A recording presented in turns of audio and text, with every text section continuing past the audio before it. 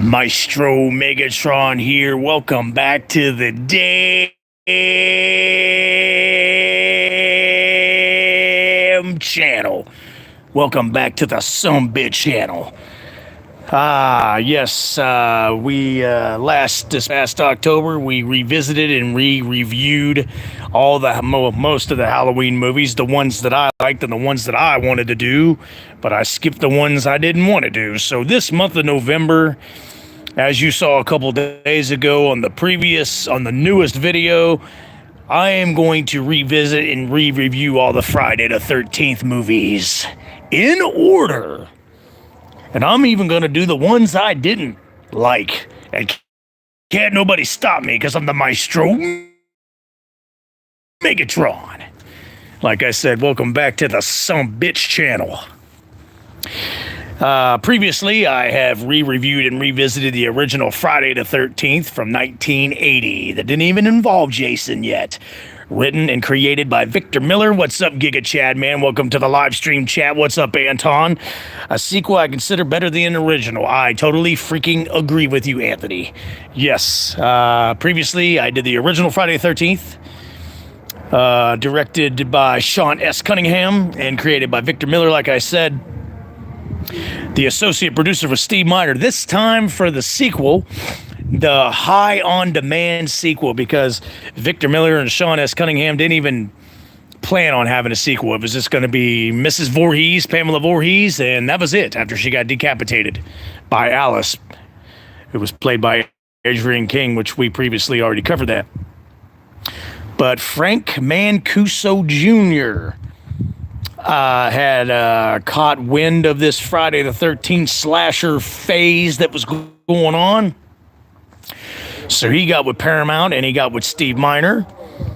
And he said, let's make a sequel because everybody's making sequels to all their horror slasher flick movies. Even Halloween come out with their sequel the same year, Friday the 13th Part 2 in 1981. So Frank Mancuso Jr., who played an associate producer like Steve Miner did, in the original Friday the 13th from 1980, came in and took his place. So Steve Miner took the director's place. He now plays the role of the director for the next couple of Friday the 13th movies. So Steve Miner directed this one. Frank Mancuso Jr. was the executive producer. Harry Manfredini came back into the music. And we get Friday the 13th Part 2 from 1981. The Baghead Jason, as I like to call it. 42 years later, we go back and we will revisit and re-review.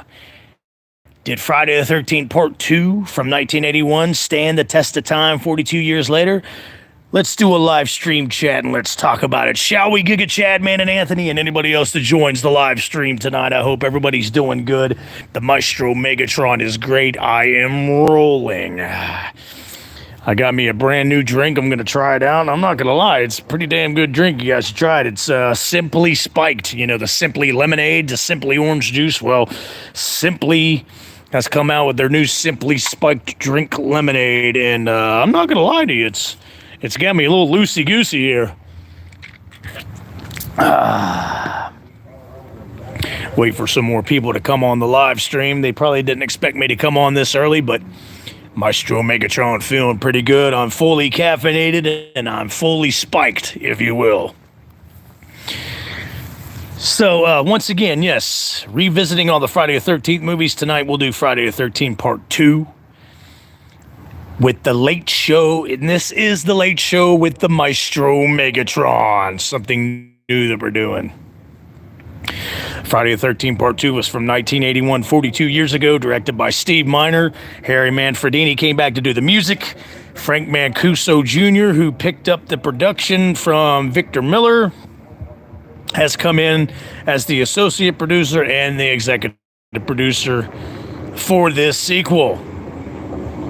So this time around, it doesn't involve Pamela Voorhees, Mother Voorhees, of course, Mrs. Voorhees, because she got decapitated by Alice in the original Friday the 13th. So what are they going to do? They bring Jason in this movie as an adult and he will be the killer. And a lot of people reference this sequel as the Baghead Jason movie, and I do too. And I'm not gonna lie, this is one of the best sequels in the series. Part 2, it's one of my most watched sequels, one of them. Part 6 is my second most watched, and then 3, and then 4, which is the final chapter, which we're gonna get into all that. But I feel like I've watched Part 2 a lot. I can watch Part 2 on repeat a lot because it's one of the best sequels. It's the first introduction to Jason, the Baghead Jason, if you will. So the movie starts out, as we're waiting on more people to get on the live stream. We got 6. As you guys are joining the live stream, please hit and punch the shit and smash the shit out of the like button, please. Let's keep our little channel going. As you see, also, we're back outside. I am only just a few short miles from Camp Crystal Lake, so I'm a little bit concerned. I'm a little bit worried. What if Jason shows up? Well, because I'll whip his ass. Anyways, the movie starts out, and we see some boots and somebody walking through the mud puddles, and you hear that mama. So we really don't know who it is, but us people that's seen the sequel 1,000 million trillion times, we pretty much know and figured out that it is the adult Jason. So it shows Adrienne King, who played Alice in the first Friday the 13th. She returns in the beginning of Friday the 13th Part 2, and she's having a nightmare, and it's recapping the original Friday the 13th. She's having a nightmare, and she's recapping her fight with Pamela Voorhees, Mrs. Voorhees. And what's funny is Adrienne King was the last person that they casted for Friday the 13th Part 2, and it was so quick and so late that they got her back to play Alice for the short part in the beginning of Part 2 that she didn't even have any lines. She ad-libbed all the lines here at the beginning of Friday the 13th Part 2, where she gets the phone call from her mom, and she's telling her mom, this is the only way I know how to get my life back. This is the only way I know how, blah, blah, blah, blah, blah, blah, blah, blah. Those are ad-libbed lines. She didn't even have a script. Director Steve Miner and Frank Mancuso Jr., the associate producer, said, just go with it. Say the lines that we want you to say. No script, just kind of ad-lib it. And she did. And she did a good job. Anton, Part 1 and 2 almost feel like one movie. I agree. Halloween 1 and 2 because cinematography feels the same in both movies. Exactly. Outworld Queen, how you doing? No, but I showed up. Hello, my sweet hubby. And yes, how are you, my sweet wifey of YouTube? Guys, please like the video. Yes, indeed. Listen to my YouTube wifey. If you're not going to listen to me, please hit the like button.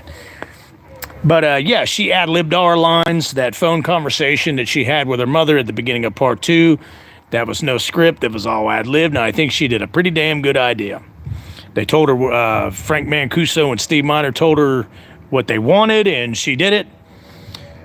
So we know that Adrienne King is still surviving. She's still a survivor after surviving the first Friday the 13th from 1980. So she takes the fastest shower in the world, which the camera goes to the shower curtain. You think Jason's going to get her there, but no, she just took the she must have did one squirt of soap and one splash of water. It was the fastest fucking shower I've ever seen in cinematic history, and you guys know what I'm talking about if you've seen Part 2. Outward Queen, I love Friday Part 2. It's actually the beginning of the franchise for me instead of the first one. A lot of people look at it that way. My sweet wifey of YouTube. So she gets out, and she goes to the kitchen because she hears a noise. Or actually, she gets another phone call. She thinks it's her mother again, and she's like, Mom! And then it just hangs up. So you're assuming maybe someone just hung up on her, or Jason figured out how to use a payphone, figured out how to put a quarter in the payphone, because back in the 80s, that's what we had. We didn't have cell phones yet. We had payphones. So we're assuming Jason figured out, after being a man-child animal boy in the woods all these years, figured out how to use a fucking payphone. But anyway, we'll just kind of go with it. So I'm sure if it was him that called, he was just making sure she was home. She verified that she was home by answering the phone, and then she hears a noise in the kitchen, and it's her cat that jumps in the window. And these are all ad-libbed lines, like I said, no script. She's like, cute, real cute. I bet you're hungry. So she gives the cat some food. She turns around to get into the refrigerator, and there is Pamela Voorhees' head in the refrigerator. So apparently Jason, traveling to wherever Alice was, brought his mom's decapitated head with him, stuck it in the refrigerator. Alice screams and gets a ice pick through the temple. She is dead. And that's how the beginning of Friday the 13th Part 2 starts out, which is pretty cool, considering you get past the stupid parts that I just talked about. But then again, you know, it's just a movie. So that's how it starts out. Roll credits. Friday the 13th Part 2. Jason gets revenge on Alice, the woman that decapitated his poor sweet mother. Anybody got anything so far? I'm doing great, Megan. I'm having a good night, especially since I got to see you. I appreciate that. I'm glad you're doing good. Haven't heard from you in a couple of days. I'm assuming you're busy. There actually is payphones in some places today. I saw one and freaked me out. Yeah, that ain't no shit. I didn't think they existed anymore. Chadman, Part 2 did it first before Scream. Yes. Technically, if you want to think about it, yes. Friday the 13th Part 2 did it first before before the Scream franchise did it. Sorry, yeah, I said it. Scream can't touch the Friday the 13th series, so I'll just go ahead and get that out of the way now. Jenny was one of my best final girls, too. Yes, and we are going to talk about that. Amy Steele has come into this sequel, and she is my favorite final girl of any horror franchise, whether it be Friday the 13th, Halloween, Nightmare on Elm Street, TCM, Scream, all that shit. Chucky. Amy Steele plays Jenny, the strongest final girl and my favorite final girl, like I said, in the whole wide world. Stars John Fury, who plays Paul Holt. Paul Holt! I love Paul Holt.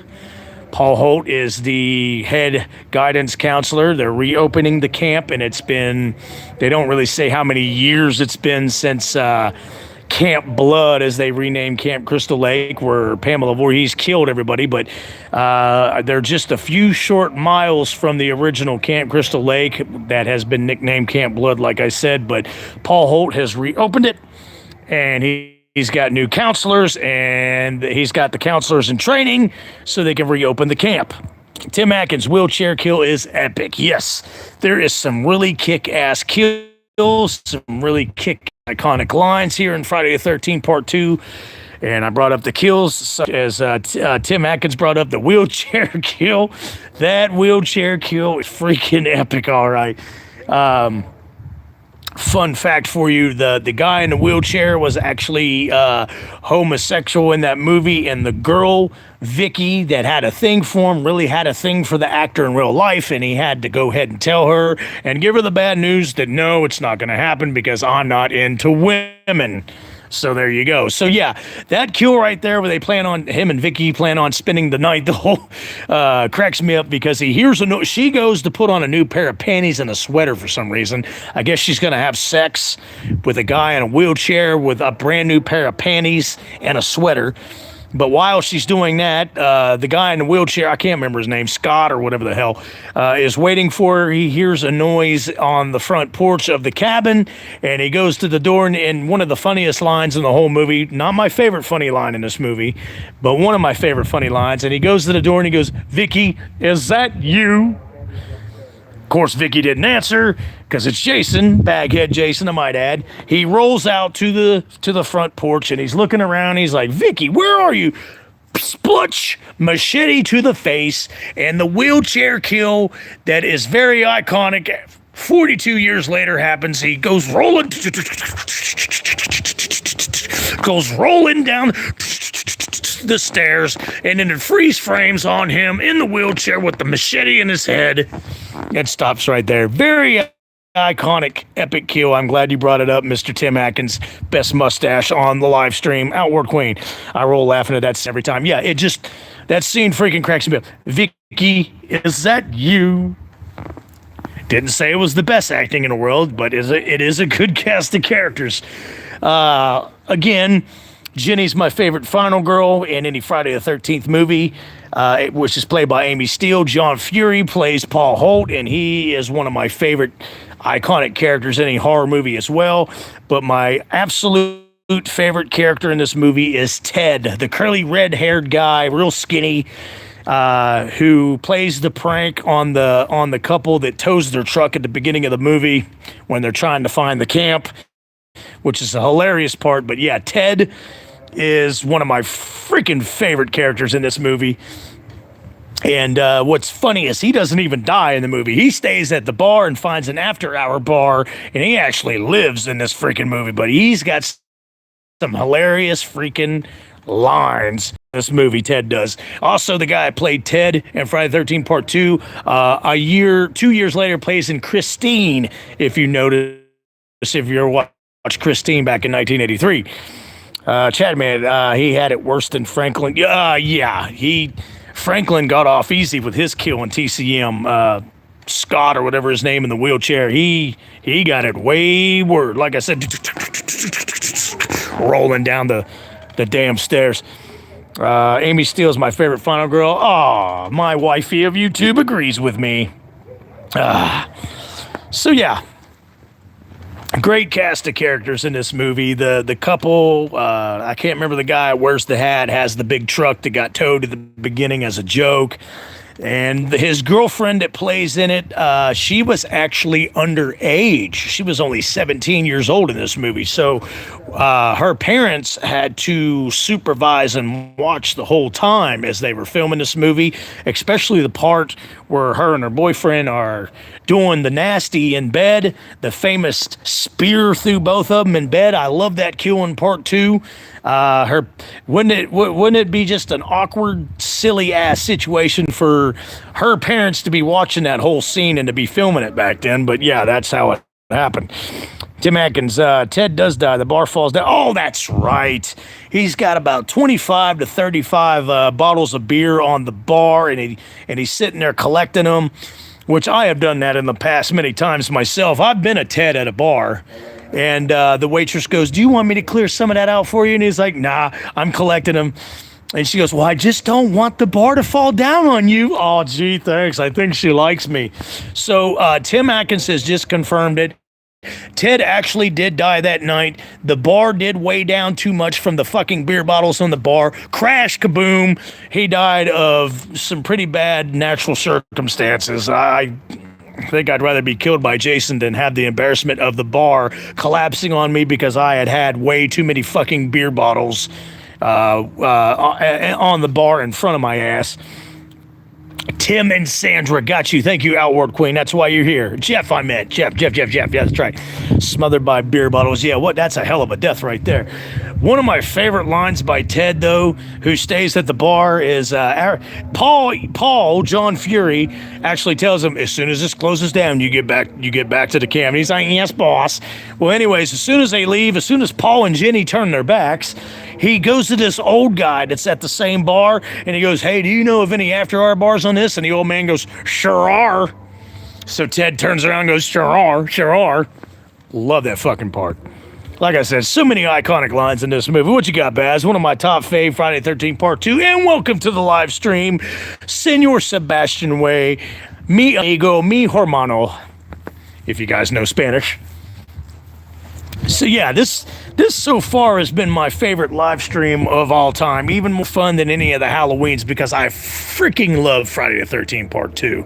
So any feedback or anything else that you guys have to offer on this live stream about Part 2 while we're revisiting it and re-reviewing it, you guys just feel free to put it because this is freaking fun and this Simply Spiked is some good shit. The Maestro Megatron is feels. I got some feel. I'm like Katy Perry right now. Let me tell you about feels. I got the feels going on. How you doing? Hey, how you doing, Chico? I am doing, Sebastian, I am rolling. Hey, you know what? That is a good comment right there. The word of the day is legs. Yeah. So just do whatever this dude says, and I don't know who, you know, whatever. I mean, that's his prerogative. Go home and spread a beer bottle's legs. I don't know. We got first responders with a beer. Yes, cheers. Let me tell you about feels. I have such good fun with watching them. So do I. I just love the Friday franchise. Some of it's corny, but it's just. I used to drink the shit out of beer first responders, but I had to give it up for a while due to some different health reasons. But hopefully by the spring and summer I'll be able to get back to the beer. Until then, I gotta drink the Simply Spiked or my vodka.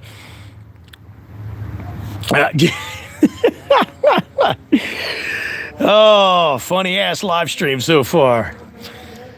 So, Ted, the curly red hair guy, warns. Well, actually, they're driving after they found out it's a prank. It wasn't me, it was my neighbor. They found out it's a prank after they tow Jeff's truck. They found out it's Ted. So they're driving to the camp, back to Camp Crystal Lake. There's a big log and a tree in the middle of the road, and Ted's like, what the heck is that? That's the way he talks real fast in the movie. What the heck is that? So they get out and they're like, I wonder how this got here. And he's like, well, let's move it. So they move it. And then Sandra finds the old sign, Camp Blood, on the side of the road next to the woods where the original Camp Crystal Lake that's been now nicknamed as Camp Blood. And she goes, what's this about? He's like, oh, you don't want to hear about this. Not before lunch, you don't. Just drop it. So they did, but Sandra's curiosity still up about Camp Blood, so she can't stop talking about it the whole first half of the freaking movie. So they get back in the truck and they head to the camp. There's always a Ted or Ed, Fred in these movies. Yeah, I noticed that. Either Ted, Fred, Ed, Sed, Jed, or a first responder. This had the same tone and feel of the first one. I think it's shot in the same location. I do believe you might be right, Senor Sebastian Way, or at least near it. So, by the way, first responders, you may worship the devil, but we do not. So, anyways, they get to the camp, and there's John Fury as Paul Holt. Joel, welcome to the live stream. Good to see you, buddy. Good to see Mr. Joel. Good to see everybody here so far. So they get back to the camp, and there's Paul Holt, the best male character in any Friday the 13th movie. I'm not even paying any attention to it. They can spam it all they want. I don't care. Anyways, I've got, that's why I got the best and fastest moderators on YouTube. So First Responders is getting ready to be moderated because he's a moron. So anyways, I went ahead and said it. He wants to be a cowboy.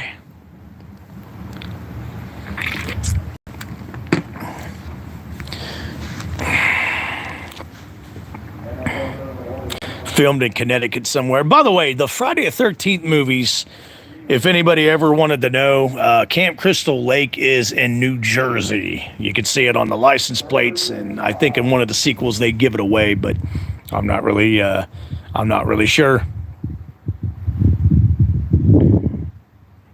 Okay, see ya. New Preston, Connecticut, right. And then for the storyline, though, Camp Crystal Lake is up in New Jersey. So Paul Holt's there, and he's getting to know some of the new guidance counselors that is there, and he's like calling them out. He calls out Jeff and Vicky and a couple other people. By the way, this Friday the 13th has one of the hottest chicks in it, in my personal opinion, with one of the hottest asses. And I've been standing true to this since I was a kid. Terry, the character of Terry, who gets the slingshot rock to her ass cheeks, and rightfully so, by that one guy that keeps messing with her, keeps screwing with her, the one that gets hanged upside down by one of Paul Holt's traps, bear traps or whatever. Yes, Terry, one of the finest, hottest chicks in Friday the 13th history. Me and your mom had the same name. I knew you'd say, yes, Our World Queen. You know your hubby all too well. Yes, Terry is a badass character. The one that has the dog Muffin. One person said, oh, yeah, we're not having that on this. Whoever said that on my live stream, ban them for life. We're not doing this shit. Once again, there's a bunch of jealous, little dickless asshole morons on the live stream. And my moderators are going to take care of it. They're going to block you. They're going to They're going to hide you. They're going to time out you, whatever. So see you. Bye-bye. Go back to Drum Dumb Dumbass Pussy's channel or Dave McCock Talkalok's channel or We Watch the Morons channel and stay off my channel because you guys are just jealous because I'm not afraid to speak my mind. You woke-ass morons. Anyways, finally in comes Jenny, played by Amy Steele, in her broken down, choked up, red Volkswagen, the infamous Volkswagen. Yeah, yes, I am your muffin, darling. Baz, Drum Dums went to a con lately and got to meet his queen, Annie Matichek. I thought for sure a guy would be his queen. I didn't see anyone say anything. Well, Joel said someone dropped an N-bomb on the live stream, so yeah, I ain't having that. Not one freaking bit. So Jenny comes in. Paul Holt, played by John Fury, gets mad and he says, "Come with me." So they go in the cabin. He's like, "Jenny, you're supposed to be my assistant and you're late." "Well, I showed up, didn't I? I said I was sorry." "No, you didn't." "Okay, I'm sorry." And so anyways, you find out they have kind of a romantic link, Paul Holt and Jenny. And he says, "Hey, Jenny, I was really worried about you." And she goes, Bullshit, Paul," which I don't know what that means, but Del Boy says, "I look like Ben Affleck." I will take that as a compliment because Ben Affleck actually played a decent Batman, and he's a tool in the rest of his movies, but he didn't play a good Bruce Wayne, but he played a decent Batman.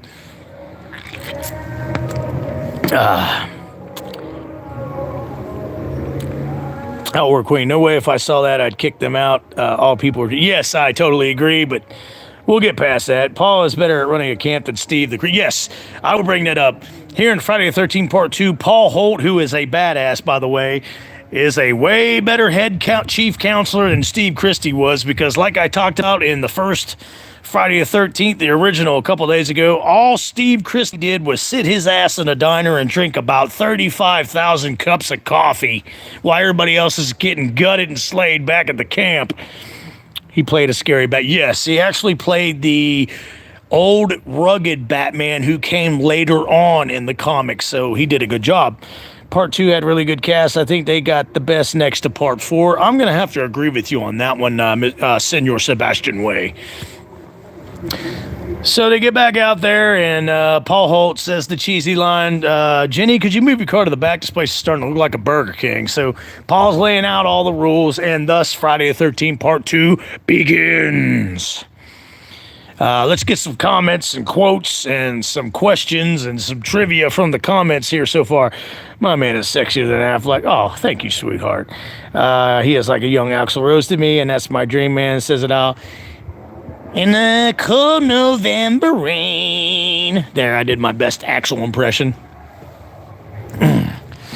We've been dancing with Mr. Brownstone. He's been knocking. He won't leave me alone. Won't leave me alone. That's my favorite song by them. There's some Axl for you, baby. So yeah, this Friday the 13th Part 2 has already started out fantastic, even 10,000 times better than the original Friday the 13th a year before already, in my personal opinion. What do you guys think? Hopefully you guys think the same. Maybe you guys think different. I think everybody agrees with me that Part 2 is one of the best sequels and surpasses the original Friday the 13th from 1980. Baz, Jenny makes the movie for me. She's 10 times better than JLC and everything. I totally freaking agree with you. She is and forever will be a better final girl than Jamie Lee Stupid Yogurt Curtis Haghead ever will think about or ever thought about being. So, while I love Mr. Brownstone. Oh, God, yes, that.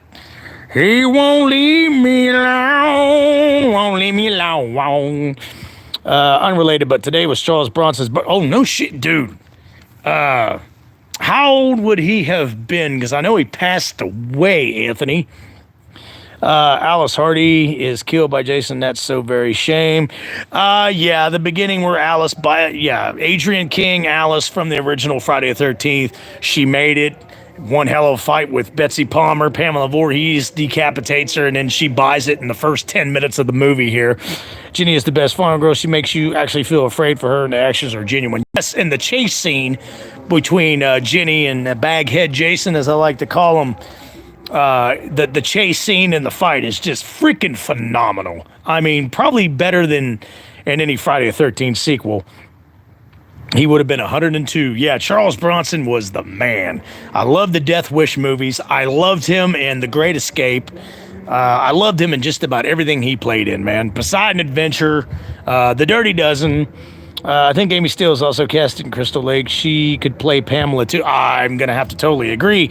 What's funny is I love Amy Steele as Jenny, my favorite final girl in any horror movie, and I only know of one other movie that she played in, and that was April Fool's Day, and that was years after the Friday the 13th Part 2 in 1987. So if she's played in any other movies or television shows, let me know, because I really don't know of any.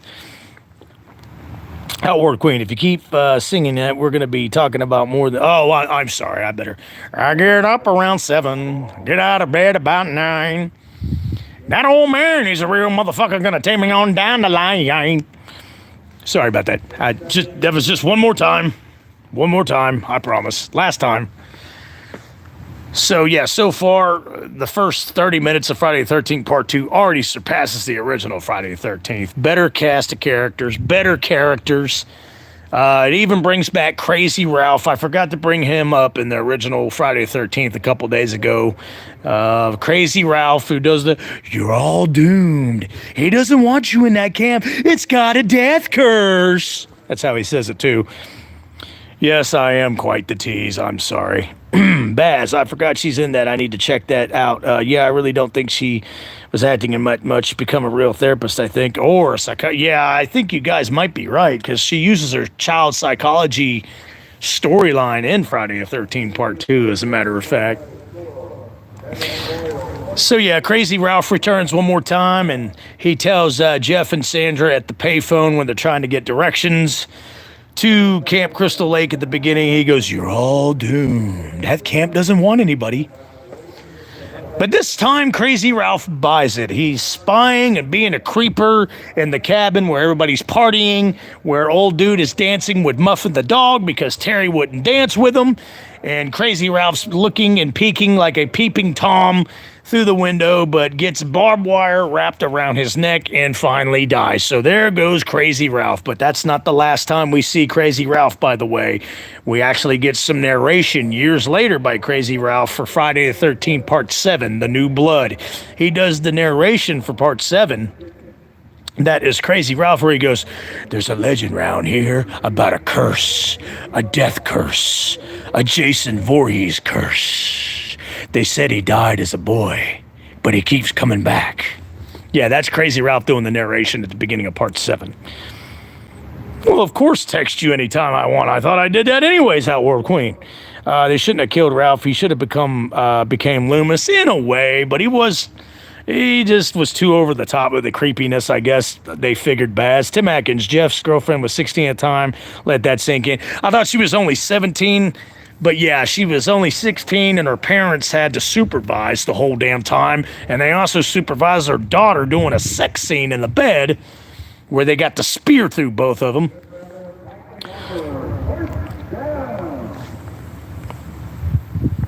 Oh, so I didn't... I love you too, sweetheart. I didn't see that you were leaving. I'm truly sorry. You have a good night and sweet dreams, Outworld Queen. Maybe it was 17. Maybe I know she wasn't 18 yet, so she had to get her parental supervision done. But one of my favorite parts is where Paul Holt is telling the story on the campfire, and all the counselors are circled around, and he goes, I'm going to give it to you straight about Jason. A lot of people think it's a legend, but a lot of townfolk think that he's real. His mother was beheaded right in front of him. So he tells the story of Pamela Voorhees getting beheaded and Jason drowning as a boy. And that's one of my favorite scenes in Part 2. And then Ted jumps out with the scary savage animal mask on and the spear, and big joke. Everybody's laughing, and Paul Holt's like, "Now that I got all your system out of your system, I don't want to hear another word about Jason. It's only a legend." Which, if Paul Holt only knew, which he finds out later on in the movie. Oh yes, that is right, Joel. You are correct. Harvey Weinstein's favorite scene. I did not know that. I might have to kill him now so it can only be the Maestro Megatron's favorite scene. But yeah, I love that scene.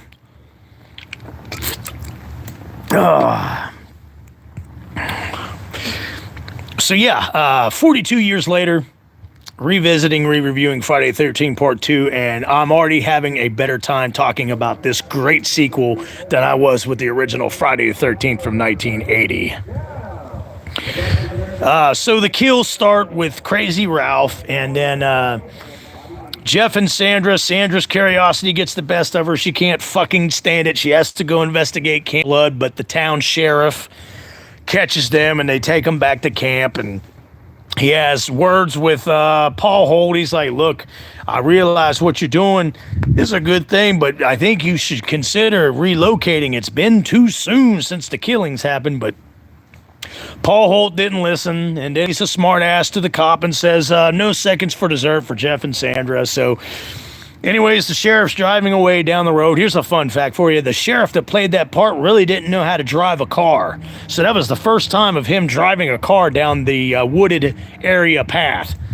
That is a true trivia fact in the documentary, by the way. And then he sees Baghead Jason streak across the road, and he's like, "What the hell?" Stops the car, and like a 2.5-minute chase ensues through the woods, and the cop finds the old cabin where Jason has been staying at, doesn't see Jason, but then he opens the door to a room, and you don't know what's in the room, but he's like, "Oh my God." Then he gets the claw hammer to the back, and the cop is dead. So Jason killed him from behind with a claw hammer. Come to find out, what's in that room is Jason had carried his mother's head back from Alice's home. He took it out of the refrigerator after he ice picked her, brought her old corpse back to the room. It's actually Pamela Voorhees' head sitting in that room with a bunch of candles lit. That's what the cop saw before he turned into a hammerhead. Baz, they cut it down, yet the kills still hold up. The wheelchair kill is everyone's favorite. Absolutely, sir. That cop is 60, right? Yeah, he was like 50 or 60 at that point. But in the Crystal Lake memoirs, he talked about how he didn't even have a driver's license. He was just an actor. So that's the first time he ever driven a car. So he made a funny joke about it. He's like, "While I'm driving that car down the road, I could have committed more murders than Jason ever did in the movie." Lazy old fart. You got that right. So that's the second kill. Then they're all having dinner and outside on the front porch of the cabin. What is the Pack and Sack is the name of the camp in Friday the 13th Part 2. Camp Pack and Sack, I believe. You guys can correct me if I'm wrong. It's been a long time. I'm just spitting out facts that have been in the back of my mind for years, and I'm just remembering. Polly, what's up, you zombie head? The hammer kill reminds me of the one. Yeah, I was just thinking that as I was talking about it, Baz. That is so funny, man. Packanack Camp. Thank you so much, Senior Sebastian Way. My moderators always pull through for me. So they're finishing up dinner, and Paul Holt has the fantastic news. And if I was a camp counselor there in training, it would be fantastic news to me. He's like, "We all had it easy today, but I'm going to give you guys one more night on the town." Everybody's cheering, and then he goes, "Oh, by the way, our wanderers, Jeff and Sandra, has decided to stay behind and watch the camp." So old Terry's like, "I'm going to stay." Hot ass Terry, by the way.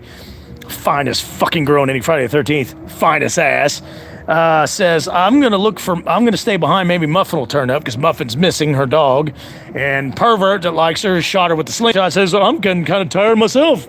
I think I'll stay behind too." Jeff, Mr. Wheelchair, stays behind. So does Vicky because she wants to jump Mr. Wheelchair's bones. Asylum. Mr. Asylum, welcome back to the live stream. Yes, I love Friday the 13th Part 2 myself. One of my favorite sequels. I guess we can all agree on this live stream that Part 2 is everybody's favorite sequel in the series. Joel, Sean Cunningham and Victor Miller did not return. No. Sean S. Cunningham finally returned for Freddy vs. Jason, which was years later in 2003. So, yes, Steve Miner directed Friday the 13th Part 2, which, like I said a couple nights ago, he was the associate producer, which is Frank Mancuso Jr. for Part 2 now, and Steve Miner is now the director. Sean S. Cunningham did not come back. I think the camp was beautiful in this. I don't know why I wanted to go there myself. I'd love to go there right now with all you guys. Let's all pack up and go to Packanack Camp. Have you seen the extended version of Friday 2? I have. I love that movie so much, Asylum. I've seen just about any version that you could possibly see in that movie. And Anton, Polly, I'm amazed you're still not in the food. Yeah, Jiminy. How many chicken wings have you eaten, like, in the span of a week, Polly? I'm glad that you're here. How much food have you eaten? So everybody leaves, goes off to the town. Even Paul and Jenny and Ted, love Ted, love Paul, love Jenny. Even they go to the bar, and you got the hit country band there playing do do do do do do. It's a great band, and you can tell. And if you look close, attached to the bar is a casino. I would have went to the casino part first and won some money, then went over to the bar with Paul, Jenny, and Ted. But that's just me. Asylum, the bed kill is my favorite. Yes, we were just talking about that earlier, how Jeff's girlfriend Sandra was underage. She was only 16 or 17 at the time, so her parents had to supervise that shit. But yeah, that is a very good kill. So once everybody leaves and the 6 to 8 people that stay behind, that's when the killings begin. And after everybody leaves, you see the shadow and silhouette of Baghead Jason pass by the porch. And it's a very good freaking scene, and you hear that shh. So therefore, you know the killings are about to begin at Packanack. Anton, I got to be up early tomorrow. I got a trip on the way back. We're stopping at Western Sizzling, so I'm going to pull up Polly at the buffet. Yeah, no shit. And he will definitely love Western Sizzling. We used to have Western Sizzling here at where I live, but they closed all down. I miss that. Dude, that is one of the best buffet restaurants. You can get the buffet, the salad bar, and you can get a dinner at the same time. So it's freaking amazing. But anybody got any comments, any trivia I might have missed, anything I might have missed so far before we go on Asylum? I'm keeping a lookout for trolls. Yes, and we've already experienced a couple before you got here. Sebastian Way, I never understood. There's a big ass casino in that desolate area. Very strange. Yeah, I know. Where the hell are they getting the money from to put in the machines and to the blackjack tables and the craps table and all that shit? Really kind of made me wonder as well, Baz. That's a very good little question you got there.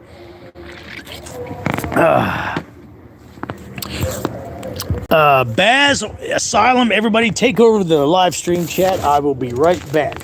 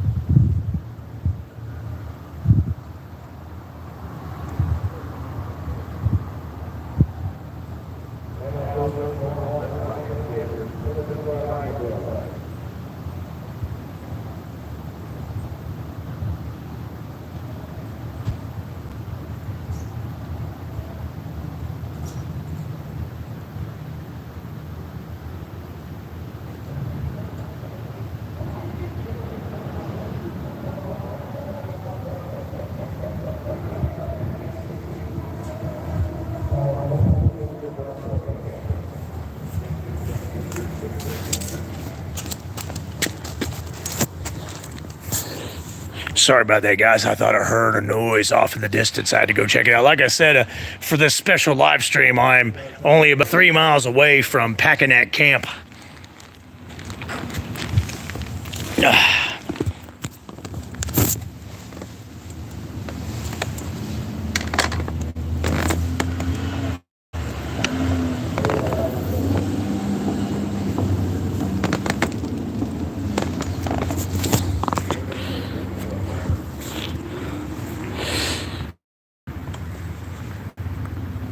Baz, I never understood. There's a big ass casino. Yeah, got that. Apparently Jason was in his third. Yeah, no shit.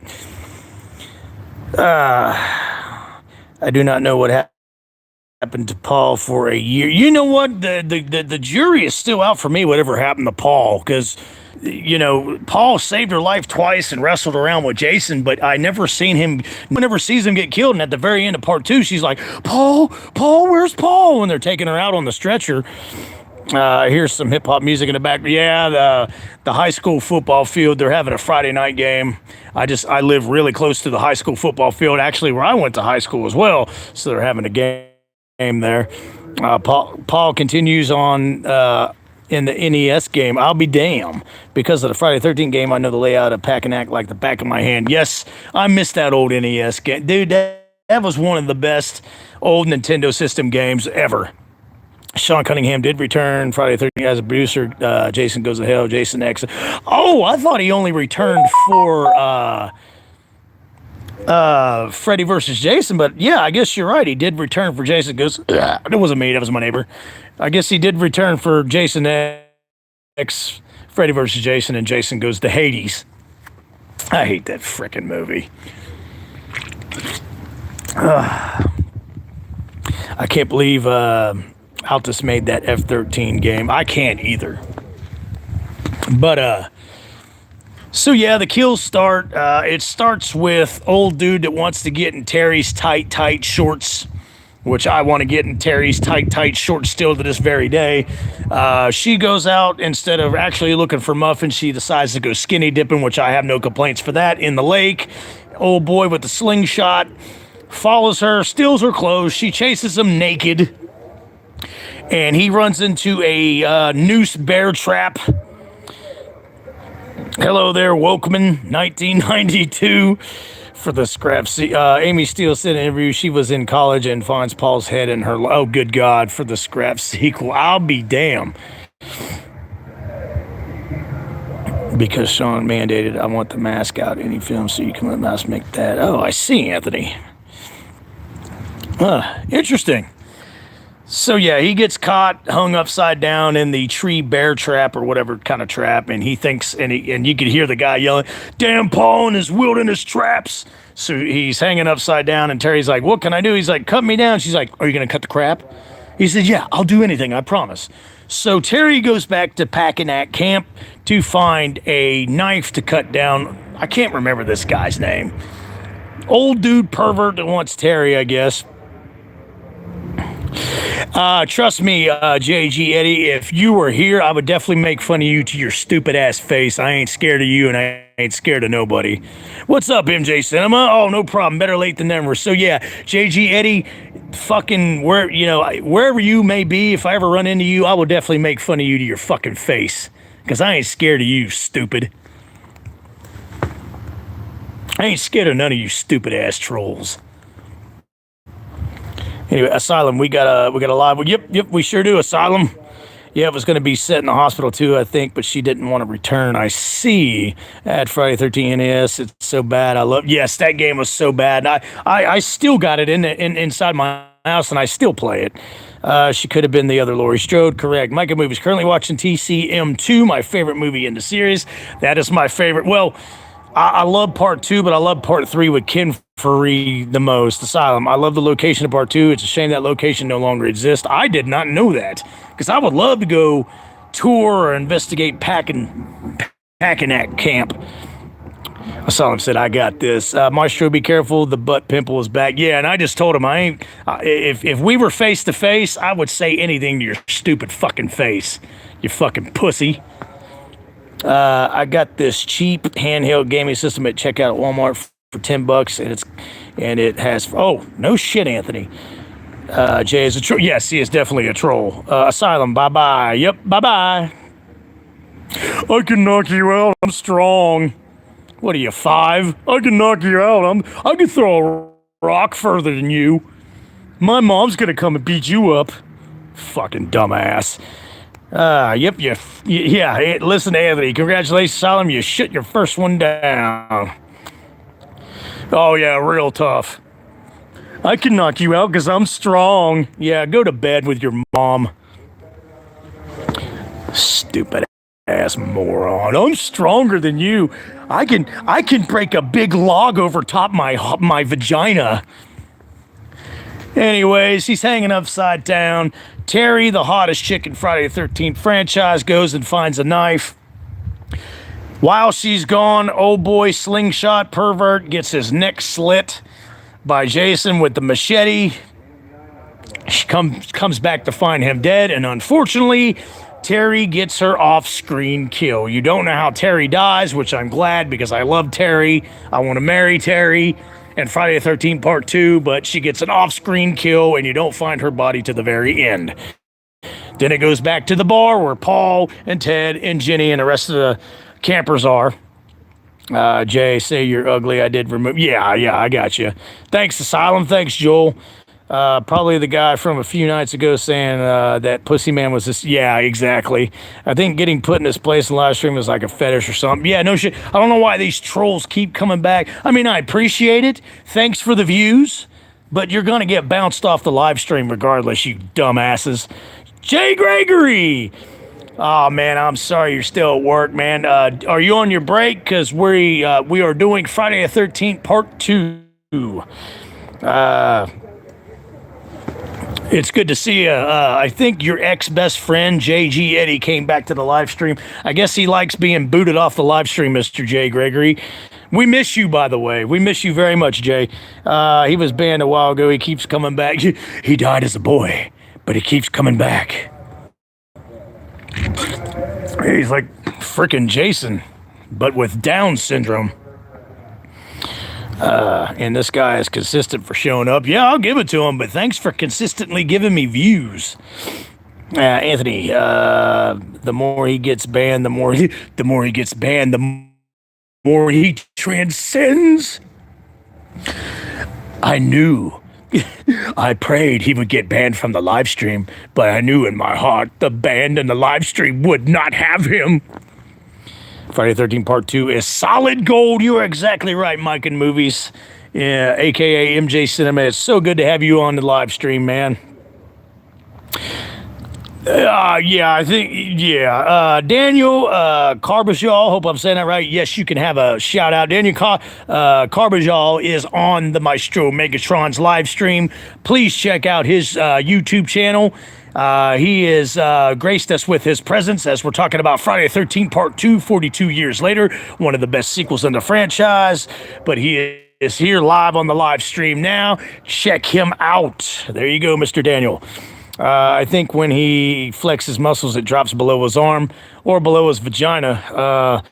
I would love to at least marathon 1 through 6 in a cabinet in the... Dude, I totally agree with you, Billy, except Corey...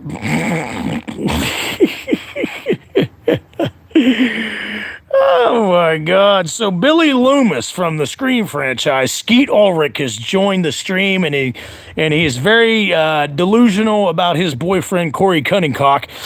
Do we need to make an angry mob? I think we might. Billy, we know you're...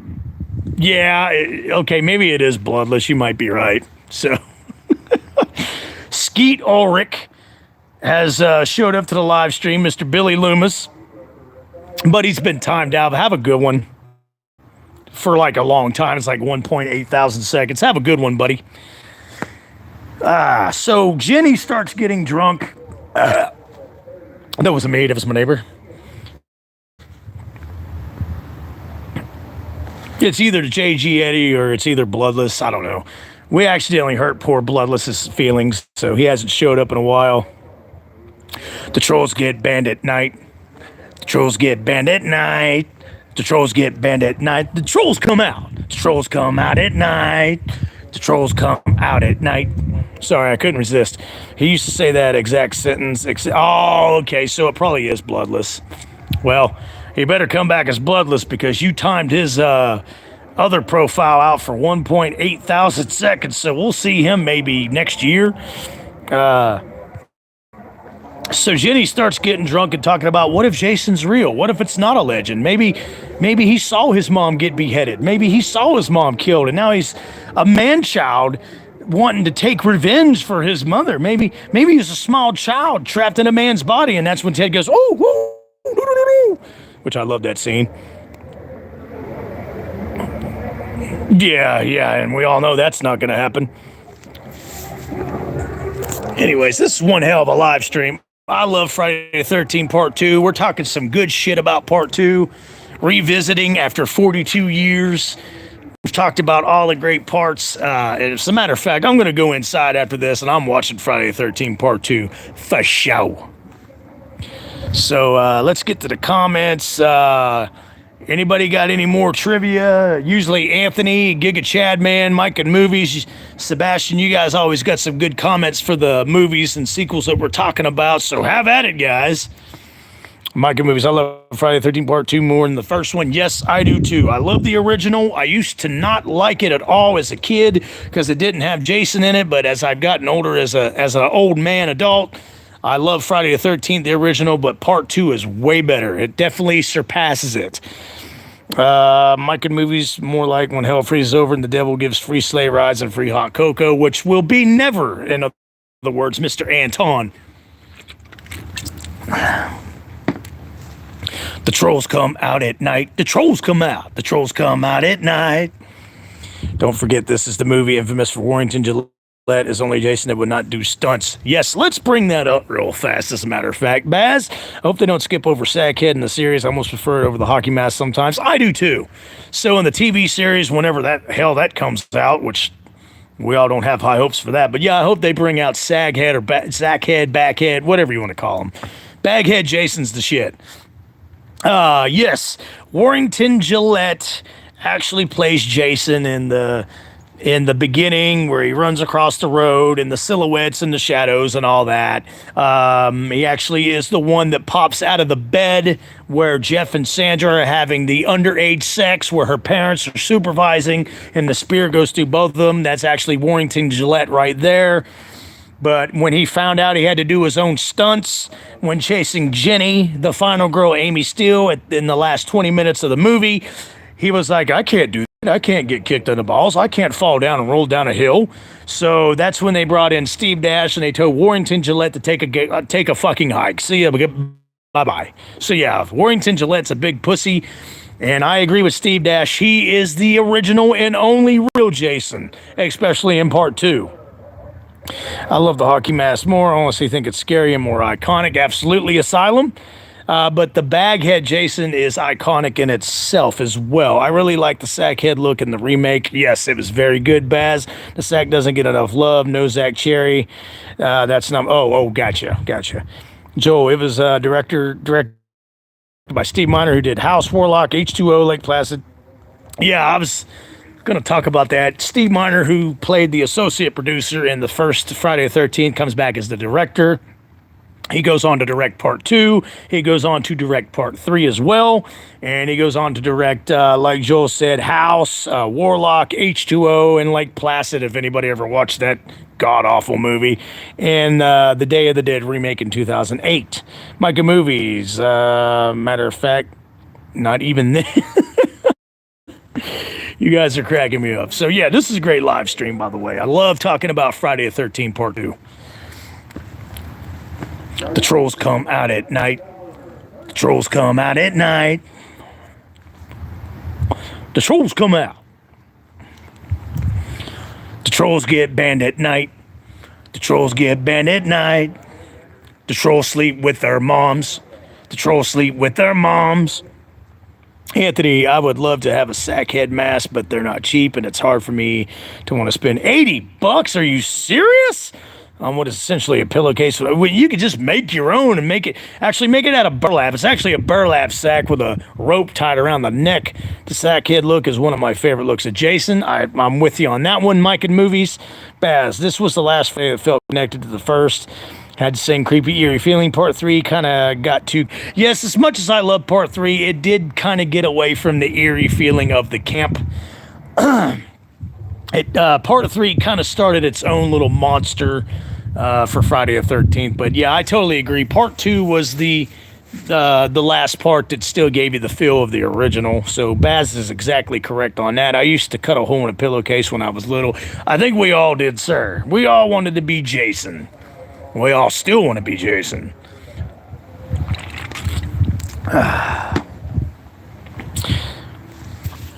But yeah, great live stream so far, guys. I love talking about this freaking movie.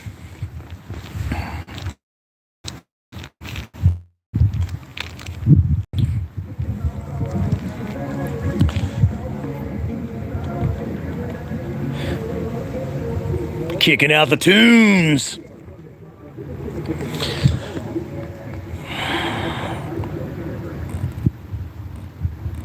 That would be scary as hell, Asylum. That you know what? I agree with you on that. That would be a cool look.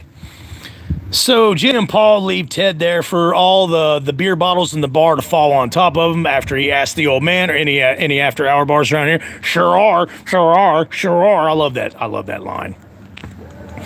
Paul and Jenny go back in the rain back to Packanack. By the way, we talked about the wheelchair kill. We talked about Vicky, who wants to fuck the guy in a wheelchair, putting on a new pair of panties for some odd reason and a sweater. She actually goes back to the cabin to look for Mr. Wheelchair Guy, Jeff, and then she goes upstairs to look for Jeff and Sandra and pulls up the covers, and there's Baghead Jason, and he stabs her. And you see the bruised thumb on Jason as he stabs her. I'll never forget that part in part 2. If you notice, as he's stabbing Vicky, you see his bruised thumbnail in that movie. That always stands out to me. So Vicky dies too. He drags her downstairs in her new panties and her new sweater that she was going to have sex in, I guess, with the wheelchair guy. And so Paul and Jenny make it back to the camp. They can't find nobody, and the lights are off, and Paul makes a comment, but these kids smoke better dope than I do. So Jenny runs upstairs, finds 5,000 gallons of blood in the bed where Jeff and Sandra got stabbed with the spear, and then Paul goes up there and sees it too, and they're walking back downstairs, and one of the most stupidest but best iconic lines in any Friday the 13th movie happens.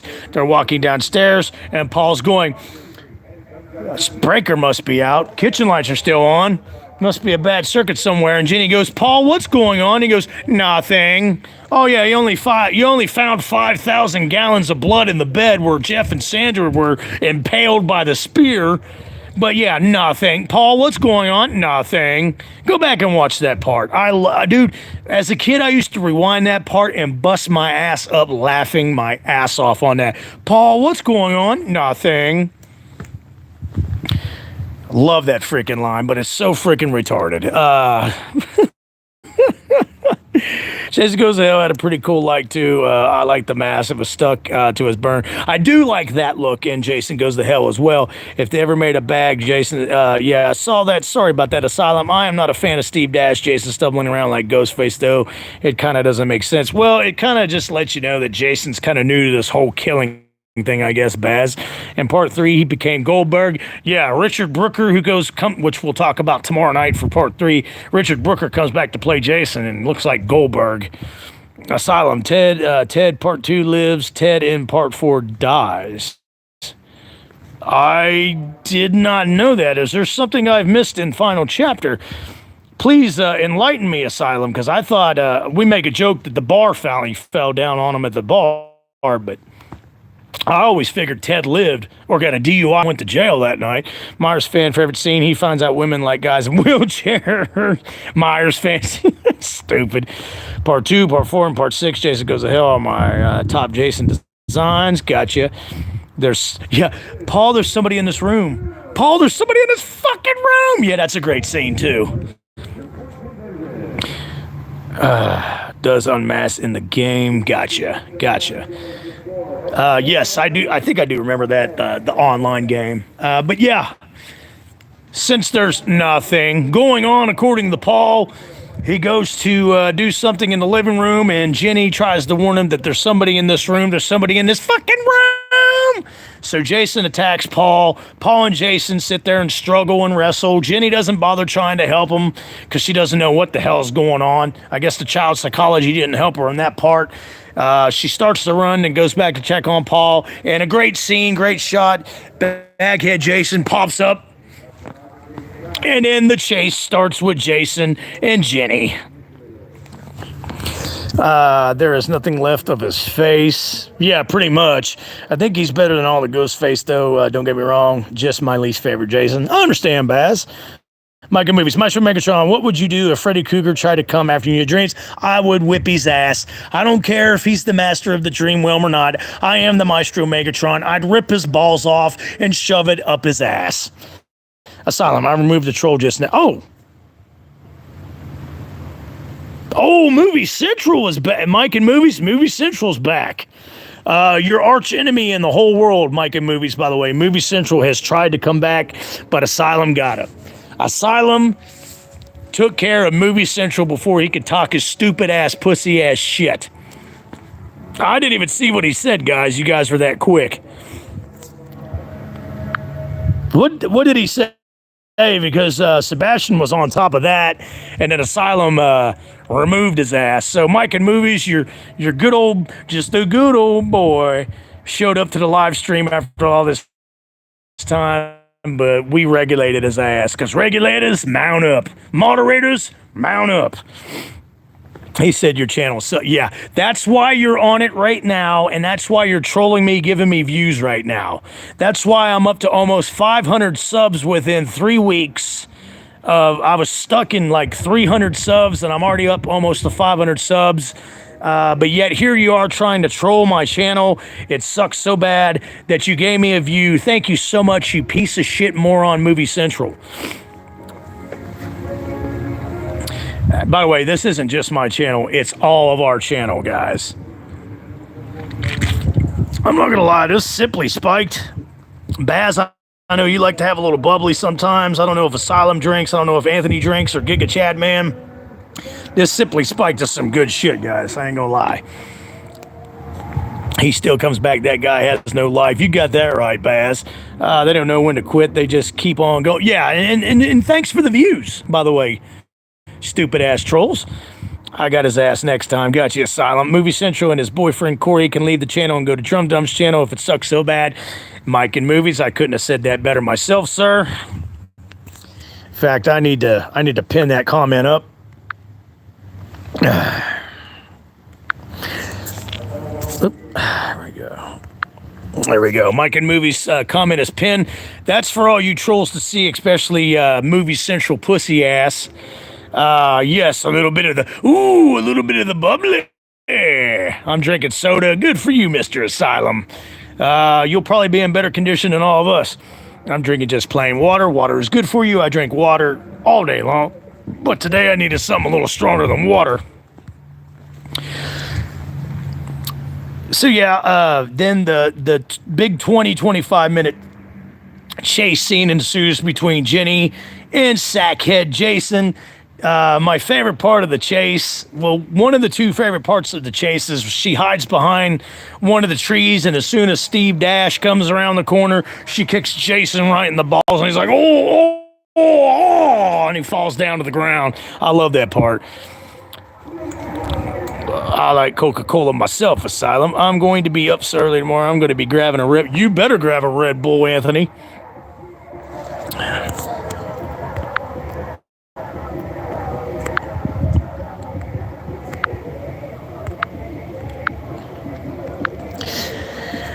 The store ran out of fruit punch soda. That sucks, because fruit punch soda's the shit. You talking about the old Shasta fruit punch soda, or like the Best Choice Great Value fruit punch soda? Because that's good shit, Chad, man. I know exactly what you're talking about. Drum Dums is a cuck. He got mad because people called Annie Madcheck a liar and said, what's wrong with you guys? No, it's not what's wrong with us. It's what's wrong with you, you cuck-ass simp pussy. Drum Dum's Lee McCoy. Drum Dums is a little fruity. Yeah, we all do know that. He's a fucking cuck pussy for sure. This coming from the guy who gets beat by his wife and told what to do. Yes, she keeps his vagina in her purse. Lee McCoy, Drum Dums, you are a fucking joke to the YouTube community and in life. Anthony, hey, Drum Dums, how short does your wife keep your friends? Apparently very short now, because the only two friends that he had, which was that CP guy and Cody Leach, they gone. So my second favorite part in the chase scene of Friday the 13th Part 2 at the end is where Jenny's hiding underneath the bed, and she sees the rat crawling underneath the bed, and she pisses her Lee jeans. Jason looks back and sees the puddle of piss coming from the bed. He acts like he leaves the cabin, shuts the door. Jenny goes to start coming out from underneath the bed, and Jason's on a chair waiting for her with the pitchfork and goes to stab her, but he misses and breaks the pitchfork in half. She gets the chainsaw that she used earlier in the movie to make firewood while Ted is making the burgers and hot dogs. And she slices his arm with it. I love that fucking part. Anthony, Chad Man James from Dead Meat called Dave professional. Yeah, I saw that earlier, Chad Man, and I about puked all over myself.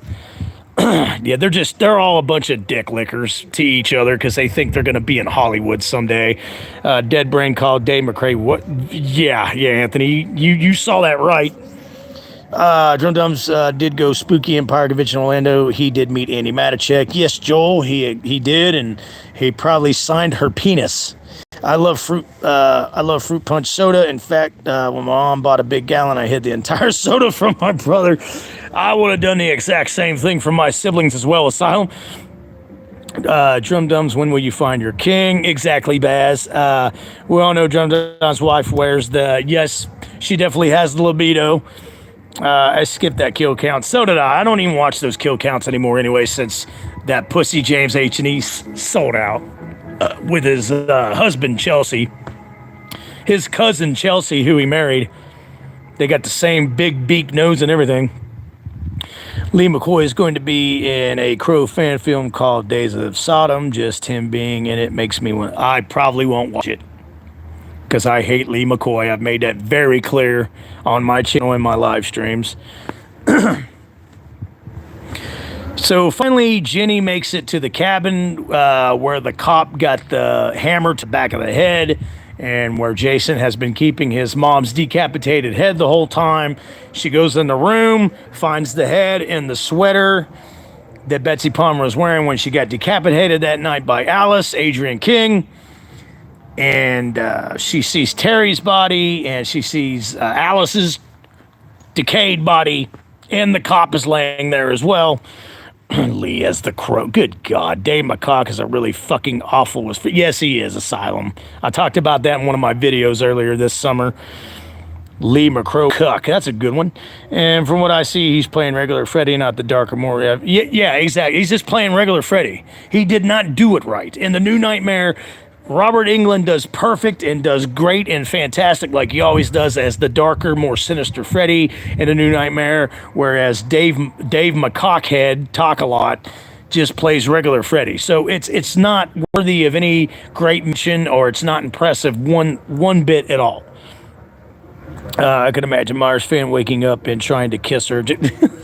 Asylum. That's funny as hell.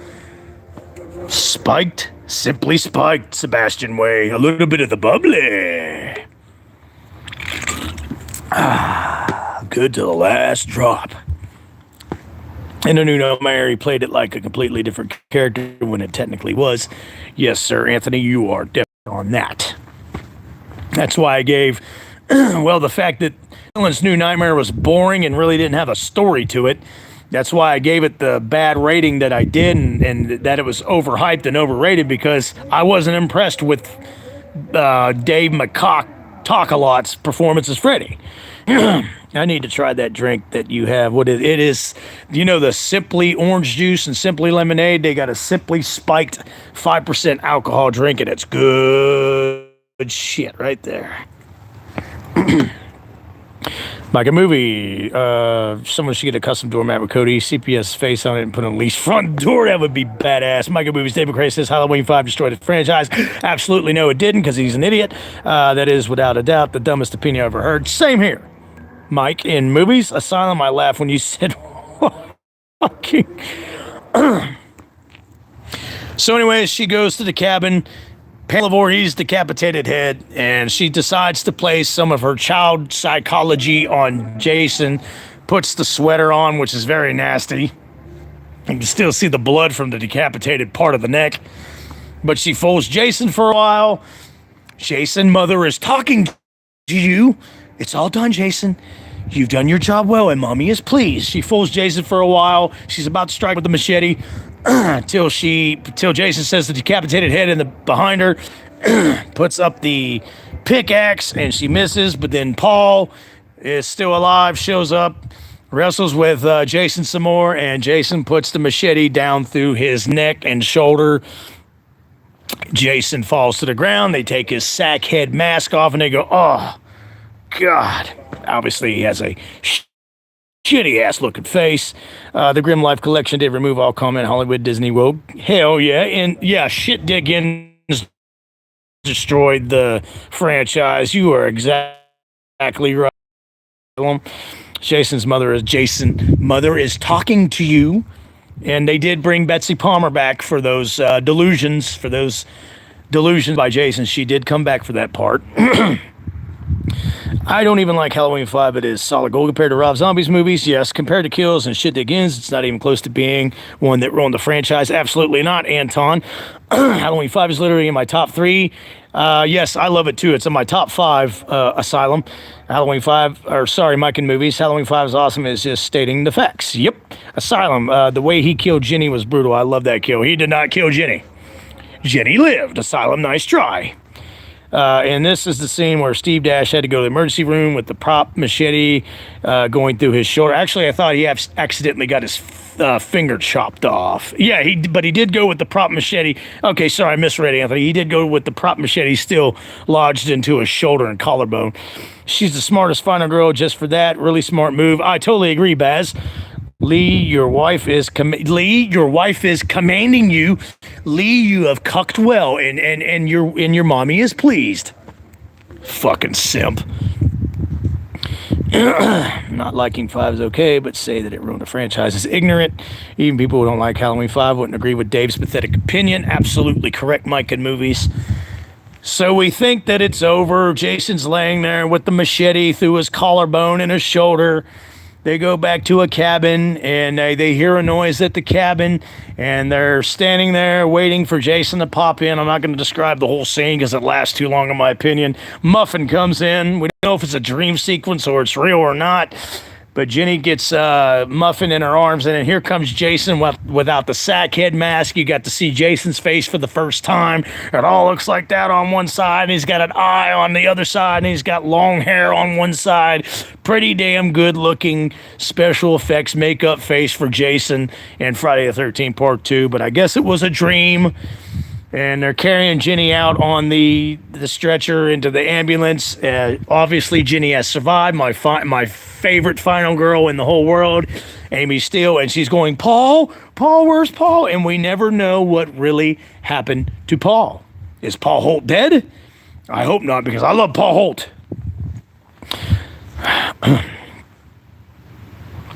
Lee, wifey is talking to you. It's all good now, cuck. That is funny, Baz. I like this makeup better than the one in Part 3. I totally agree. He looked like the Hills Have Eyes character. Yes. I'm surprised in the game they managed to replicate Pam's voice.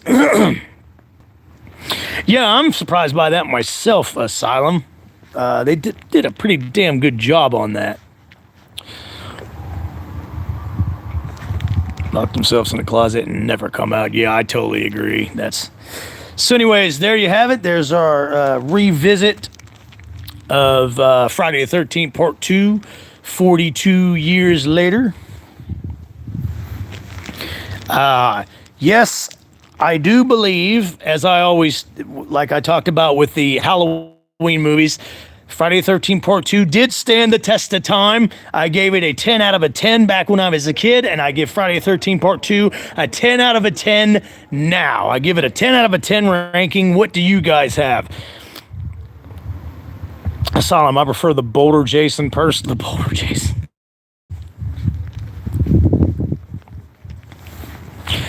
Anthony gives it a 10 out of a 10 as well. So he agrees with my ranking. I'll give it a 10 out of a 10. That's 3 10 out of a 10 so far.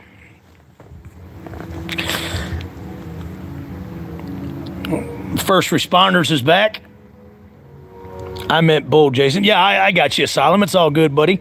Friday the 13th Part 2 gets a 10 out of a 10. There's 4 10 out of a 10. Sebastian, I give it a 20 out of 10. It's in my top 3. Sure, I'd rank 6, 4, and 2. Yes. Yeah, and like I said, tomorrow night we are going to do Part 3, which takes place at Higgins Haven Camp, which is just west of Packanack Camp, Camp Crystal Lake. It's one of the best slashers, in your opinion. Yes, absolutely. I give Friday the 13th Part 2 a 9 out of a 10. Mr. Joel, thank you for your ranking. First Responders promised he won't spam. That's fine. If you just want to join into the live stream for fun, I can accept that. We are actually a really good bunch of people here on this live stream on our channel, so there's just no need to troll. There's no need to spam. But yeah, we've got 5 10 out of 10s for Friday the 13th Part 2, 1 9 out of a 10. Friday the 13th Part 2 is one of my top 4. It's in my top 2 for me. Part 6 being in my top 1, which I probably shouldn't have revealed that right now, but I will reveal it when we go back and visit Part 6. Baz, I always get conflicted on which sequel is better, Part 2 or Halloween 2. I'm going to have to go with Halloween 2 on that, but as far as Friday the 13th goes, it's definitely better than the original Friday the 13th. Tim Atkins, Mr. Tim Atkins, best mustache on YouTube, gives Friday the 13th Part 2, 42 years later, a 9 out of a 10. So good damn freaking ratings so far from everybody. Anthony's throwing up the butcher knives and the axes. Asylum, is there any chance that anyone is going to join me going to Camp Crystal Lake at night? I will definitely go with you to Camp Crystal Lake, because the Maestro Megatron is not scared of anything or anybody. So yeah, man, good live stream tonight, guys. This was a good revisit, good re-review on Friday the 13th Part 2. 42 years later, come out in 1981, a year later after the success of Friday the 13th, the original movie from 1980. Baz, you got to love yes, you got to love the sackhead Jason. Yeah, Asylum, I'd go with you, Camp Crystal Lake, anytime, buddy. I would love to investigate and tour that place. I think enough of us could take Jason down. Absolutely, Anthony. We're all one big happy live stream YouTube family. We could whip Jason's ass. Asylum said, no way, Anthony. Jason's the most powerful. You may be right, Asylum.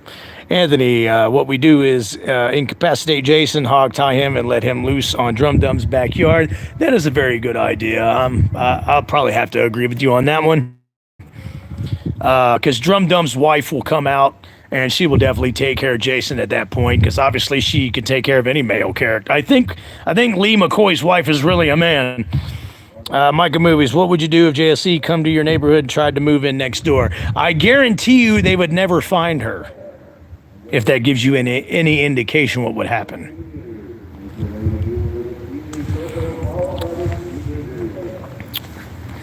So this is the part of the live stream where we talk about what we just recapped. Any comments, any questions? This is where the live stream goes off the rails for us. Baz, and Anthony we should put Pamela there. He bows down to every woman. Yeah, he would definitely bow down to Pamela Voorhees.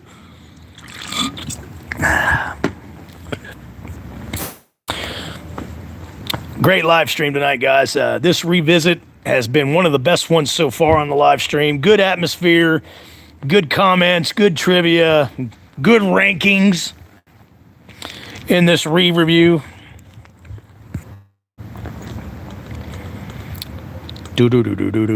I got Super Mario Man. Dun dun dun dun dun dun dun dun dun dun dun dun. This is a fine night indeed. It's a nice fall night. It's nice and cool out here, drinking my Simply Spiked Drum Dums would have to kill Dummy Dums. I hope so. Anthony, we got you on that one. As I hope he shows up on the live one day. Me too, because I would definitely love to throw it in his face that he's such a cuck simp pussy. That was my neighbor. Opinion on Freddy's Dead, The Final Nightmare. Hated it. Watched it one time. Couldn't stand it. Breckin Meyer's first movie, the long-haired guy. I know you guys know who he is, who later on went and played in many, many movies after that. Even he couldn't save that abortion of a movie horror film sequel.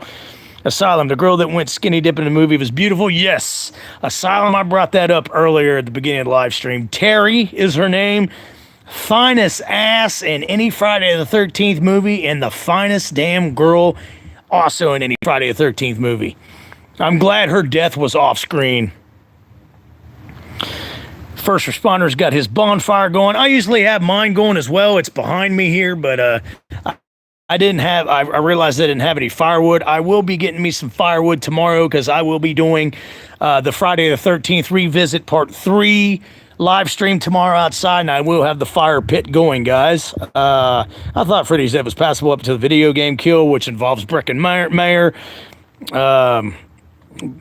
But there was no coming back after that. Absolutely, Anthony. Which one do you think was worse, Jason Go to Hell or Freddy's Dead? Asylum. Some of the females from OG Fridays is gorgeous to this very... Oh, absolutely. And I'm going to get to one of them tomorrow night, who is in part 3. I like to bring up. Jason Blum is interested in making Friday the 13th reboot someday. I will kill him. I will decapitate him like Pamela Voorhees got decapitated if that happens. Anthony, I think Freddy's Dead was worse because at least Jason Goes to Hell took itself mostly seriously. Absolutely. Did you know the old corpse you see in the shack is Alice? Yes, because you could see the ice pick through the head of the decayed corpse. That is a good point to bring up, Mr. Asylum. This was a good stream. Can't wait for part 3. I love that movie too. Parts 2 through 4 is, and in part 6 for sure, is my favorite sequels. Same with you, Mr. First Responders. I love the NES games so much. So do I, Joel. Good. I hope you come back for the next live stream. Hopefully you liked and subscribed to the channel as well, Mr. First Responders. Anton, Jason Blum should not even be in the same hemisphere as a Friday the 13th reboot. You're absolutely right. Like I said, if he tries it, he should get decapitated like Pamela Voorhees did by Adrian King. The extended kills for part 2 are a special feature on the Shaft Factory Blu-ray. Yes, that is badass. I've seen it myself. Yeah, a lot of people hated Freddy's Dead. I can't stand it, Mike, in movies. DGG dog shit would do this every time he swims. He transit. Good God almighty.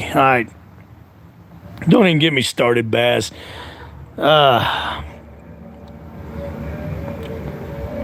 Asylum. The director from Jason Rising needs to explain how Alice is still alive. Yeah, that'd be a cool idea. Thanks for subscribing, First Responders, and welcome to our live stream family. As bad as the Nightmare on Elm Street remake is, Freddy's Dead was the single worst portrayal of Freddy. Absolutely. You could tell Robert Englund really didn't want to do it anymore. The makeup job is horrible. The story is horrible. The characters are horrible. Like I said, Breckin Meyer couldn't even save that damn movie. But I saw that my freshman year in high school back then, and I remember walking out of the movie going, that was a piece of shit. Opinion on Nightmare on Elm Street, The Dream Child. It's okay. It's another one of my least favorite sequels, but it's all right. It's more passable to me than The Final Nightmare. Out here losing my voice. Senator Sebastian Way, I'm so sorry, Maestro. Watch the stress or you'll turn into the Hulk. I do not want to turn into the Hulk tonight. I'm actually in a good mood. Dream Child sucks. Asylum, yeah, it's just not that good. Samo couldn't make it. She has to do homework. Oh, well, she should have got it done during the week. Now, shouldn't you? Slammo Samo. And she was the one looking most to the live stream, the late show with the Maestro Megatron. Tell her I'm very disappointed in that young lady. Halloween and Friday the 13th have been infinitely more consistent than Nightmare on Elm Street. I totally agree, Anthony. Like I said, Nightmare's pretty damn low on my franchise favorite. I would like to see remake Jason fighting remake Freddy. That would be a cool idea, Asylum. Is Freddy Dead worse than the remake in your opinion? Yes, Freddy's Dead is definitely worse than the remake. Freddy's Dead was just absolutely freaking horrible. There's just no fixing that movie. None.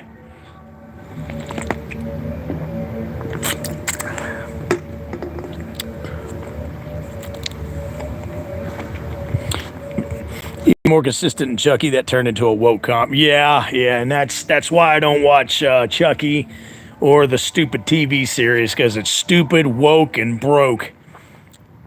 Did you like the remake or not like it or think? I thought it was okay. And Jackie Earl Haley, I believe that's who plays Freddy in it. I thought he did a good job.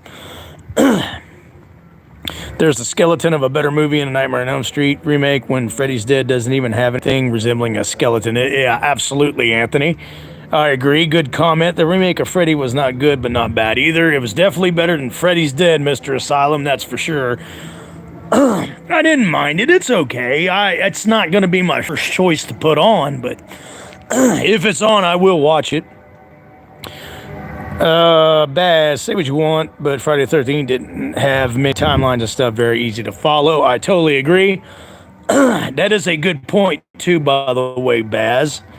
We watched a movie, Mike say Dream Child and Freddy is Dead is one of the... Of course he did, because it's ignorant, especially Freddy's Dead. It's ignorant and bathroom toilet shit humor like he is. So that's why he likes it. Stupid frickin' moron. Micah Movies, I didn't like that Freddy's Dead made Freddy just a complete and utter comic relief. See, in part 5 is when it really started going downhill, more comedy. Even a little bit in part 4, the Dream Master, it just started becoming too comedic. And that's when I started losing interest in Freddy and the Nightmare on Elm Street series. That TV show, Chucky's going downhill. It's getting so... Yeah, I haven't even laid eyes on it, Asylum, because I know how fucking woke it is. Yeah, they should definitely put a bullet in the head of that one. Put it to rest, as you put it. We watched The Dumbasses. Also says Texas Chainsaw Massacre: The Next Generation is one of the... Yeah, I knew about that, and that just gives me more proof of how fucking retarded they are.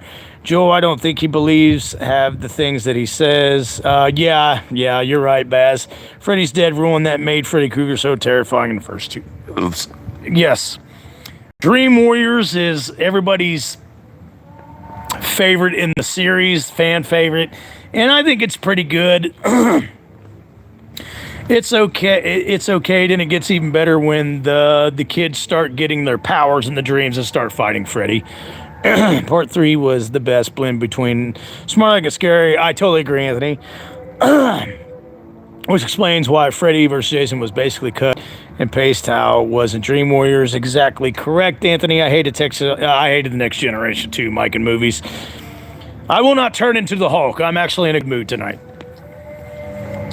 Like I said, this has been a great live stream. We visited Friday the 13th Part 2 from 1981, 42 years later.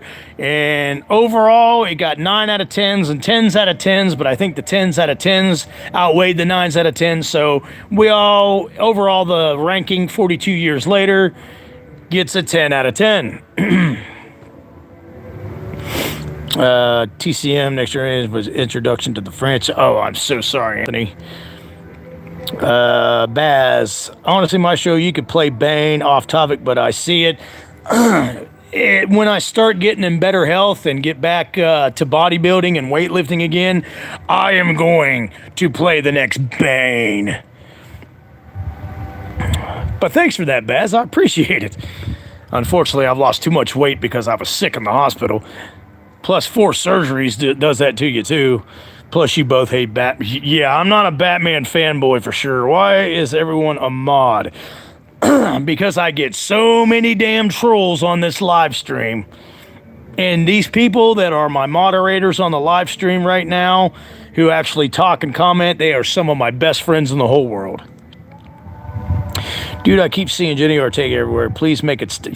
No shit, Asylum. That's a nightmare on Elm Street in itself. Leatherface was obnoxious in that movie. He screamed and whirled nonstop. Yeah, basically showcased Matthew McConaughey, who played a fucking ignorant idiot in that. Anthony, that's just the only one left I haven't seen. I heard nothing good. No. Anyways, guys, great live stream tonight, man. I'm glad everybody hopped on here. We had a lot of people on the live. We had up to 16 to 18 people on the live stream. Joel, I did go see Nightmare on Elm Street remake 2010 in the theater. It was okay. I wasn't necessarily disappointed, but I was just like, you know what? They worked with what they had. Mike from We Watch the Idiots wants to kiss Leatherface from that movie. Let's be honest. I totally agree, Asylum. He would.